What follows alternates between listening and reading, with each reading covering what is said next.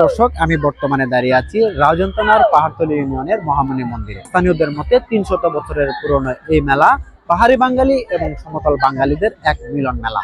চট্টগ্রামের রাউজান উপজেলার গহীন লোকজ সংস্কৃতির এক জীবন্ত দলিল হিসেবে স্বীকৃত ঐতিহাসিক মহামণি মেলা কেবল একটি উৎসব নয়, বরং এটি ৩ শতাব্দীর প্রাচীন এক ঐতিহ্যের স্মারক।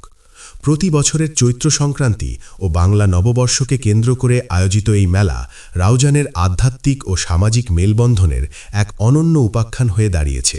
স্থানীয়দের কাছে জুম্ম মেলা নামে পরিচিত এই উৎসবটি প্রায় ৩০০ বছর আগে এক প্রথিতযশা বৌদ্ধ ধর্মীয় গুরুর হাত ধরে মহামণি বিহারে গৌতম বুদ্ধের মূর্তি প্রতিষ্ঠার মাধ্যমে যাত্রা শুরু করেছিল। পরবর্তী সময় মং সার্কেলের তৎকালীন রাজার বিশেষ পৃষ্ঠপোষকতা একে একটি প্রাতিষ্ঠানিক রূপ দান করে, যা সময়ের পরিক্রমায় আজ জাতি ধর্ম বর্ণ নির্বিশেষে এক অসাম্প্রদায়িক মহামিলন মেলায় পরিণত হয়েছে। এখানে রাউজান নিউজ থেকে যারা আছেন তাদেরকে ধন্যবাদ জানাচ্ছি। বিশেষ করে ৩০০ বৎসরের পূর্বে এই মহামণি বুদ্ধ বিগ্রহ প্রতিষ্ঠা হয়। মান রাজার পূর্বপুরুষ কুঞ্চুদামারা এখান থেকে জায়গা সংগ্রহ করে মহামণি বুদ্ধের মন্দির প্রতিষ্ঠা করেন এবং দিঘি খনন করে সেই মহামণির উদ্দেশ্যে ১৫ একর ৬৫ শতক জায়গা তারা দান করেছিলেন এবং এর মাধ্যমে মহামণি মন্দির পরিচালিত হবে।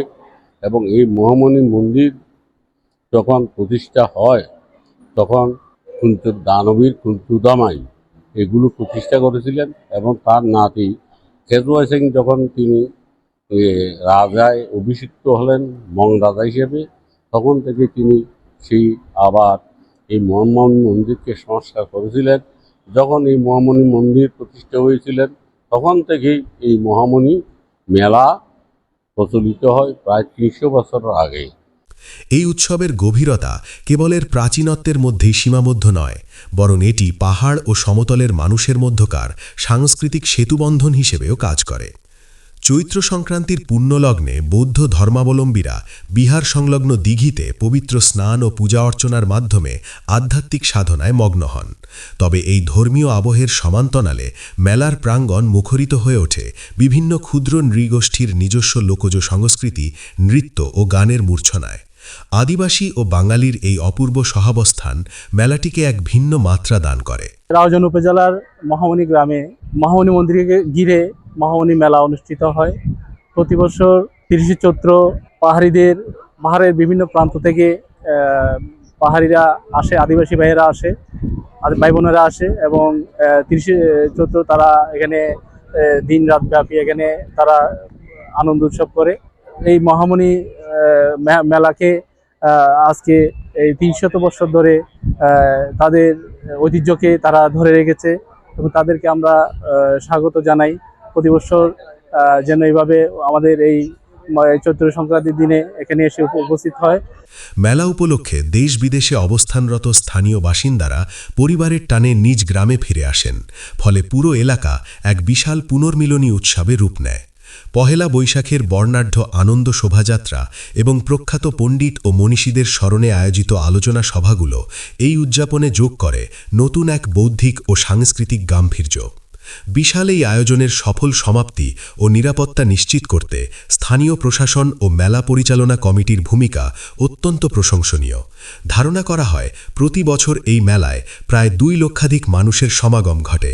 এই বিশাল জনস্রোত সামাল দিতে বিহার ও সংলগ্ন উদ্যানে আগত পুণ্যার্থীদের জন্য বিশেষ আবাসন ব্যবস্থার পাশাপাশি পুলিশি নজরদারি ও গ্রাম পুলিশের সমন্বয়ে একটি নিচ্ছিদ্র নিরাপত্তা বলয় গড়ে তোলা হয়।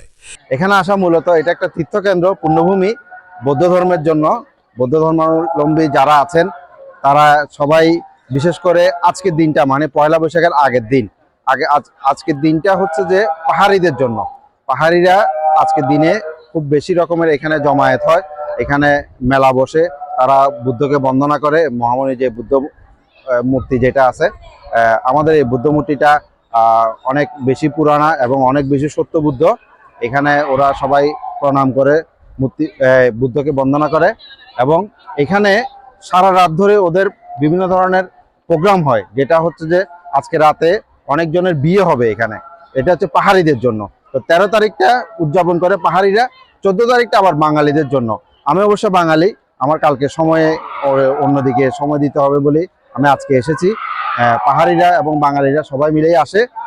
আজকেরটা পাহাড়িদের, আগামীকালকে পয়লা বৈশাখটা সেই সেমভাবে উদযাপিত হবে। এই যে এখন পাহাড়িরা যেটা এই যে পূজা করছে, এই যে চিৎকার করছে, এটা কিন্তু পাহাড়িদের ওদের ধর্মেরই। এটা মহামণি পদ্মমন্দিরটা হচ্ছে যে অনেক বেশি ঐতিহ্যবাহী, অনেক বেশি পুরানা, এবং সবাই এখানে আসে পূর্ণ তীর্থভূমি হিসাবে তীর্থ করার জন্য।